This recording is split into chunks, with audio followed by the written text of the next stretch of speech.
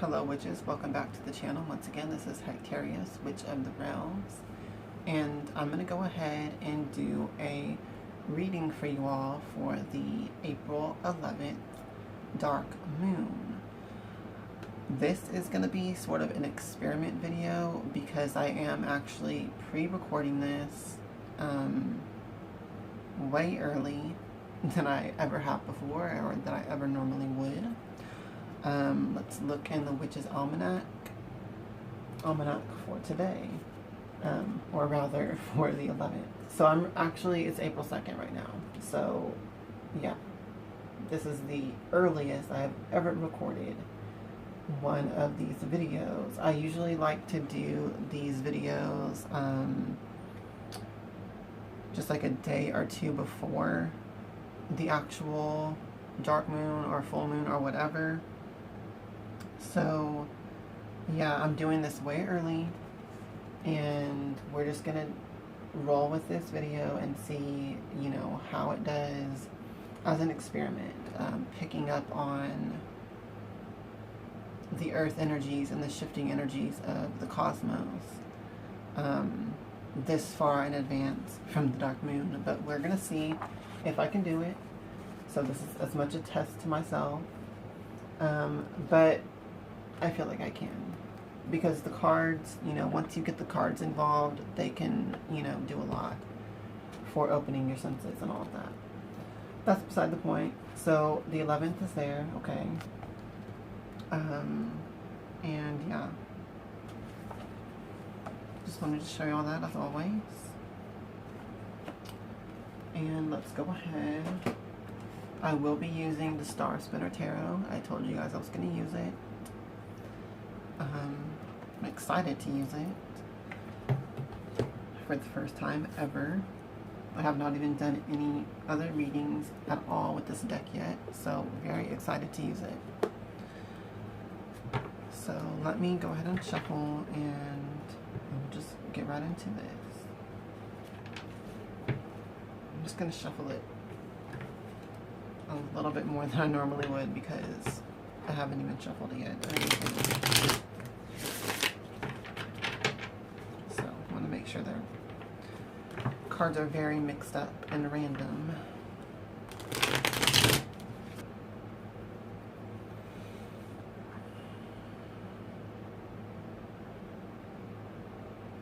Now I align myself with the Most High God and the Holy Spirit Hecate.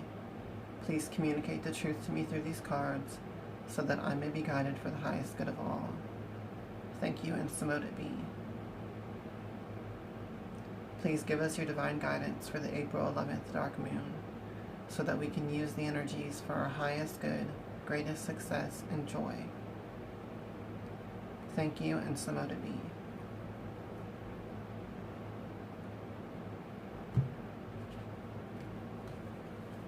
Okay. We're just going to do 3 cards for this.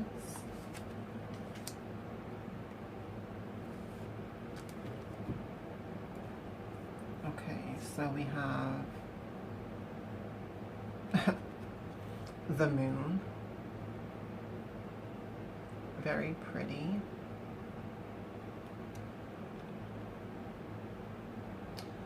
So, okay, the moon.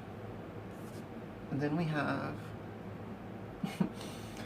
the King of Coins, that fat little bunny that I just loved so much when I did the unboxing of this deck.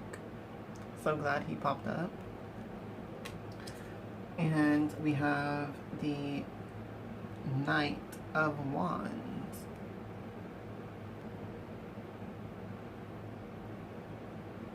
So that's very cute as well. A little fairy creature riding a bird. I love that.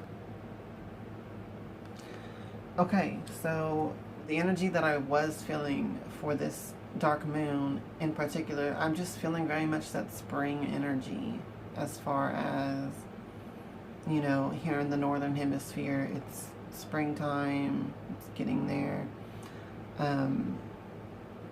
And just the reawakening of life and fertility and just that type of energy. That's really what I'm feeling predominantly. And that's what I was going to say. But when I look at these cards, you know, that sort of, it just mirrors that really. But let's go ahead and break this down. The Moon card. So the Moon is all about sort of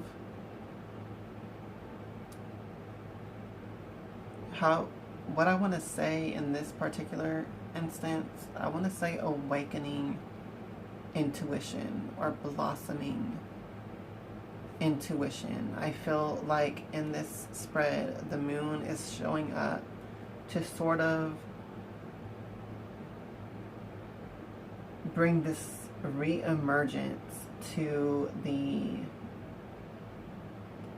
divine feminine, the energy of your intuition, of your spiritual guidance, of your divine insight. Which is kind of funny now that I think about it, considering. It is basically, yeah, it's that energy. The Moon card is all about that psychic energy, and trusting in it, if I can say that correctly, and letting yourself be guided by it, almost like as if you're being pulled along by this current, this tide of the psychic energy of the Moon. Okay, think about that. There is an energy field around the entire planet, really in the entire cosmos. It's like an ocean of psychic energy, and the Moon is pulling on that. The divine feminine causes waves and ripples and things like that in this energy field, and we are all connected to that as well within ourselves, within our own subconscious, our own feminine energy, our receptive aspect of ourselves. That is part of this. So when the Moon card shows up, it's basically a significator that it is time to listen to that guidance. Trust it. It's part of you.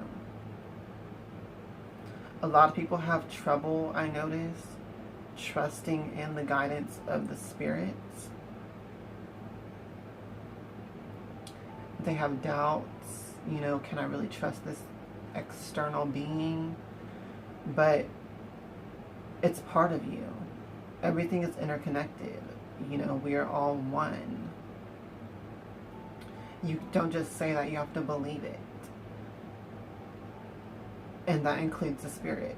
They're separate from you, but they're the same as you. If that makes sense. You know, I'm separate from you, but I'm the same as you. We're all connected in that way. So trust in whatever guidance you're getting around this time period, around this dark moon. Trust in the guidance. Trust in yourself to know what is truly guidance and, you know, what might be something else. Your own fears or your own thoughts or your own hopes and wishes. Trusting in that you can discern what is really guidance or not, and what guidance is for your good. So pay attention to that, and understand that the Moon card also shows up to say, like, if you follow this guidance, it will lead you down a really good path, and it will lead you out of anything that you're dealing with. Then we have the King of Coins, the fat bunny that I love so much. I mean, look at it. How can you not love a fat fucking bunny? Okay? And he's a king. Come on. So, the King of Coins shows up basically to say,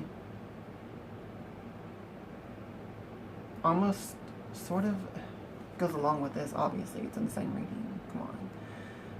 Trust in yourself.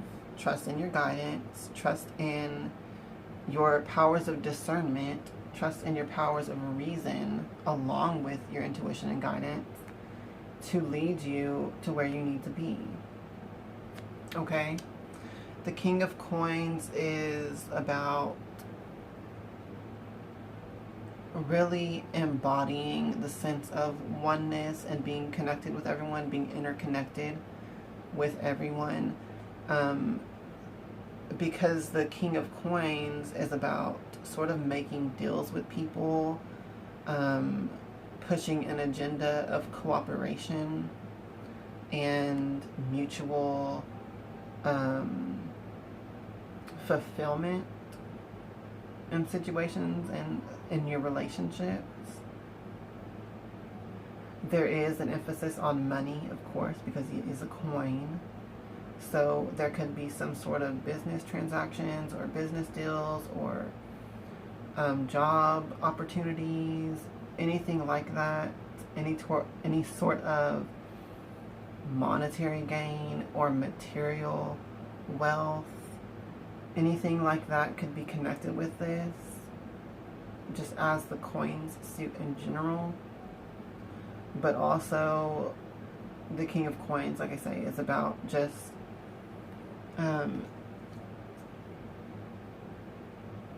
finding the common ground with other people in general. It's also a card of like political energy and what is the fucking word I'm thinking of?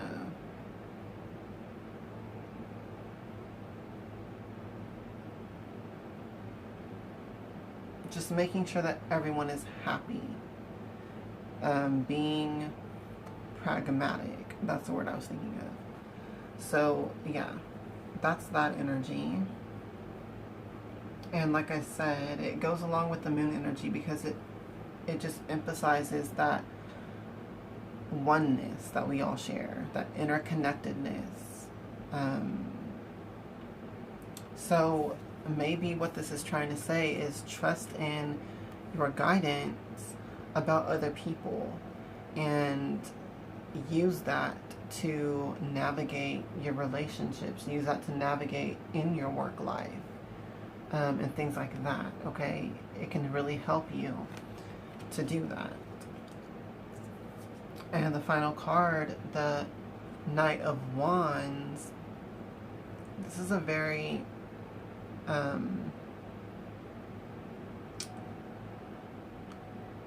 happy energy.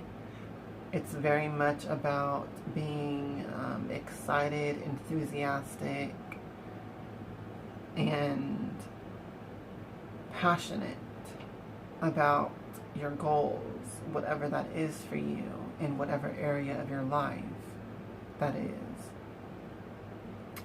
The Knight of Wands is an energy of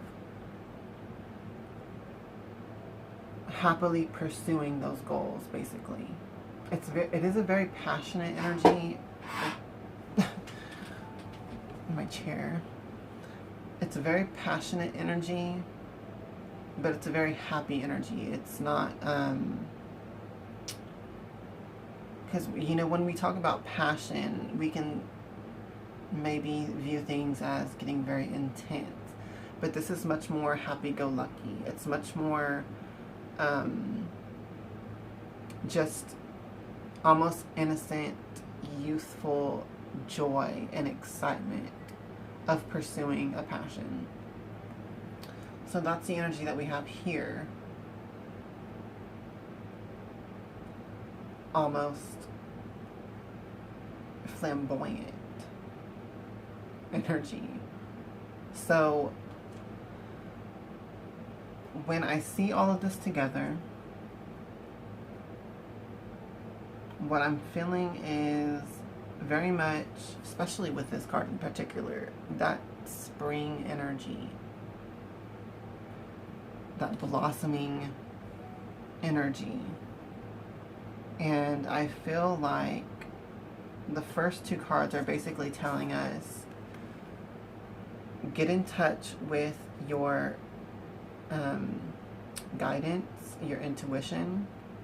Allow that to guide you when it comes to your dealings and relationships with other people. And furthermore, embody this energy of just happiness and excitement and joy to be pursuing your goals. Because remember, with the King of Coins, it's about finding the common ground, making sure everyone is happy in the pursuit of their goals, and all of that. So when you have this energy as well, it's contagious. Okay? When you actually embody this just innocent happiness and passion for whatever your goals are, you know, that's the energy you're projecting out. So people are going to know, you know, that you're trustworthy, that you are a happy person, that you're a good person, things like that. And that will just help you further with this energy as well. So it seems like for the April 11th dark moon, we're being called to get in touch with our guidance, our intuition, our connection to other people. Because you have to think about that too with the whole, you know, COVID situation and all of that, the isolation and things like that. I feel like it has caused a lot of people to maybe become a lot more introverted and a lot more shut down, just as a natural outcome of the whole situation and of being in lockdown for so long. I feel like this energy is basically saying, like, push yourself a little bit out there to reconnect with others as well. And trust your intuition, trust your guidance to help you do that. And trust yourself to know, you know, what is the right thing to do. And all of that. And be enthusiastic, be excited about it.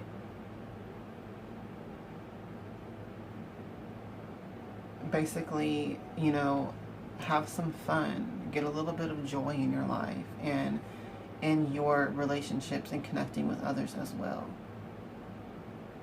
So that's going to be the reading for this, you know, dark moon. I hope that you found this useful. I hope that it helps. I hope that this is accurate for being such a far prediction from now. But that is what I'm feeling, and I do think that this will be accurate as well. So, yeah, that's this reading. And I hope that you have a wonderful dark moon as well. Until next time, as always, hail to the witches, hail Hecate, and blessed be.